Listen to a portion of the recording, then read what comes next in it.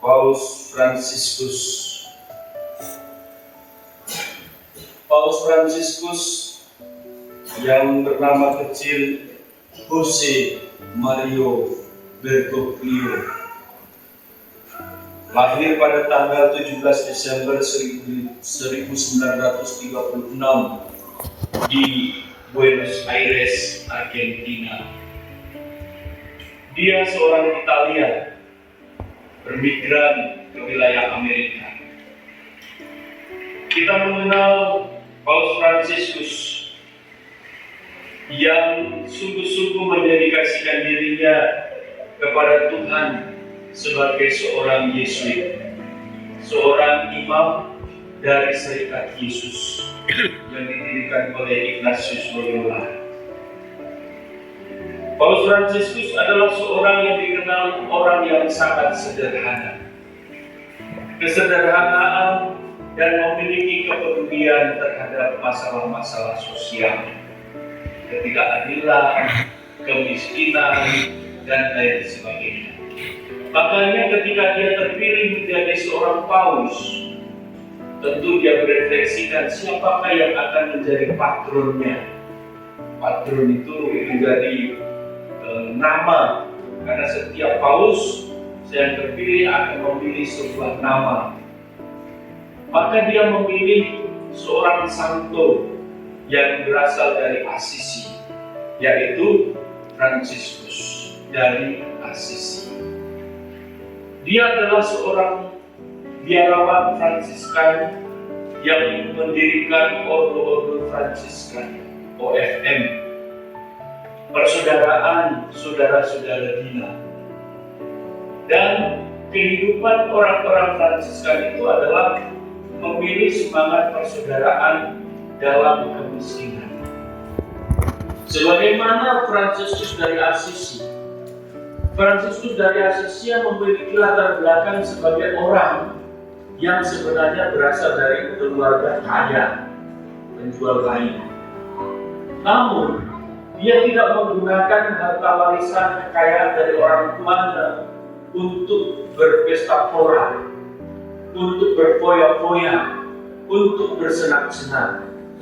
Justru sebaliknya, hatinya tergerak terhadap orang-orang yang menderita, orang-orang yang miskin, orang-orang yang terlantar.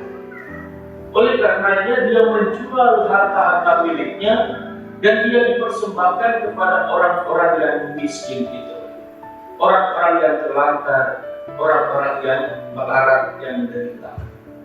Dan dia, padahal orang tuanya itu menjual kain-kain yang sangat bagus-bagus, tetapi Paus Fransiskus dari Assisi memilih memakai pakaian-pakaian yang dari semacam karung goni,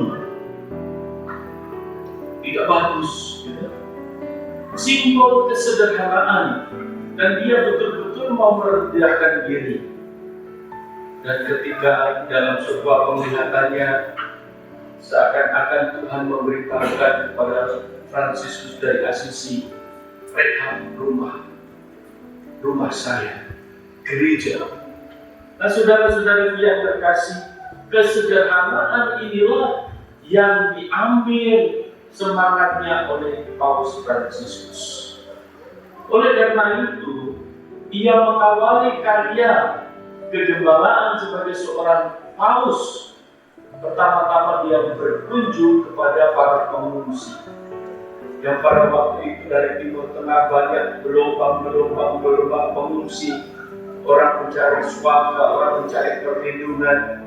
Dan Paus Fransiskus melihat ini penderitaan manusia yang lari dari konflik, dari situasi yang penuh dengan penderitaan, nyawa mereka terancam. Maka Paus datang ke tempat itu di Italia Selatan, lalu kemudian merayakan Ekaristi bersama dengan mereka. Ini adalah merupakan bentuk disposisi batin Paus Fransiskus yang sungguh-sungguh mau mempersembahkan diri kepada orang-orang yang menderita, orang-orang yang miskin. Maka dalam semangat itulah Paus Fransiskus berjuang untuk terus-menerus membangun semangat hidup dalam mengentaskan kemiskinan. Oleh karena itu banyak keputusan-keputusan dari Paus Fransiskus yang mau mengedepankan tentang kesederhanaan. Yang pertama misalnya, ketika dia menjadi Paus Fransiskus tidak mau tinggal di kamar kepausannya, tetapi dia tinggal di sebuah kamar di Santa Marta, Casa Santa Marta. Ini sesuatu di luar kebiasaan. Dia memilih suatu tempat yang sederhana, yang tinggal tidak bermewah-mewah. Pada waktu Paus Fransiskus awal-awal, orang akan memberikan sebuah mobil yang mewah untuk mobil kepausan. Tetapi Paus tidak mau. Bahkan kalau saya tidak salah, mobil itu dijual dan diberikan untuk orang-orang kecil. Paus Fransiskus mau memakai hal-hal yang sederhana.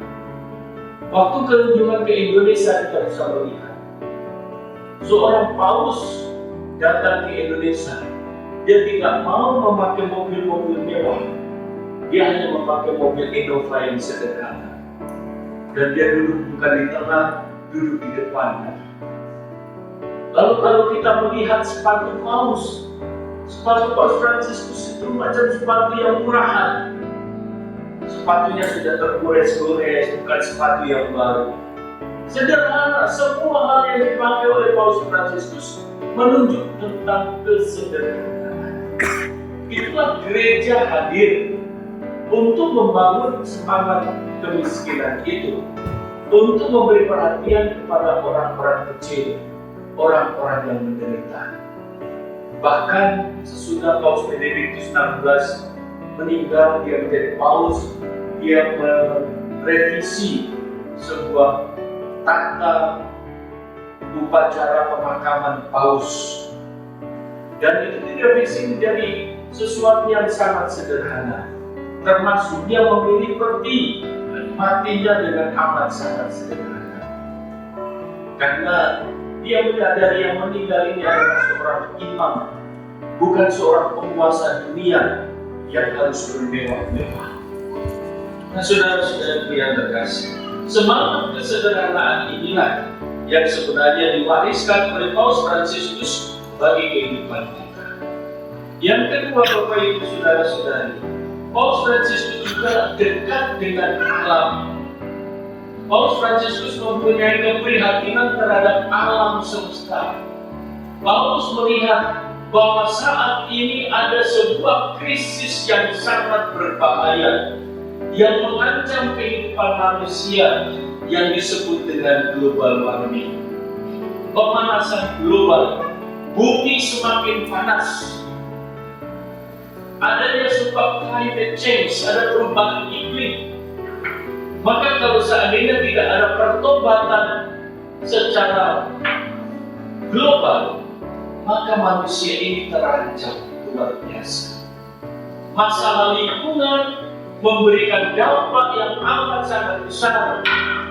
Bukan hanya masalah-masalah lingkungan saja, tetapi berdampak terhadap masalah ekonomi, berdampak terhadap masalah politik, berdampak dalam masalah macam-macam dimensi kehidupan. Oleh karena itu, dalam semangat Laudato Si, dia mengeluarkan sebuah ensiklik tentang Laudato Si. Lalu kemudian untuk dipersembahkan bukan hanya untuk gereja Katolik, bukan hanya untuk orang Katolik, tetapi dipersembahkan untuk seluruh umat manusia. Karena adanya sebuah keprihatinan terhadap alam. Dan itu juga membangun semangat, mengambil semangat dari Santo Fransiskus dari Asisi. Santo Fransiskus dari Asisi itu adalah orang yang begitu dekat dengan alam. Dia kalau bertemu anjing, Santo Fransiskus Asisi itu menyapa anjing, "Wih anjing." Dia menyapai saudara anjing, saudara pohon, saudari matahari, saudara cicak, saudara apalagi manusia.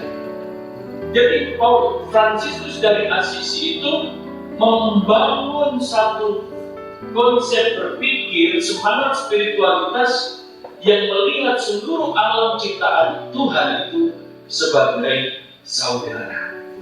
Nah, kalau seandainya sudah semua itu sebagai saudara, maka tidak ada alasan apapun bagi kita untuk menciderai, melukai, merusak saudara kita.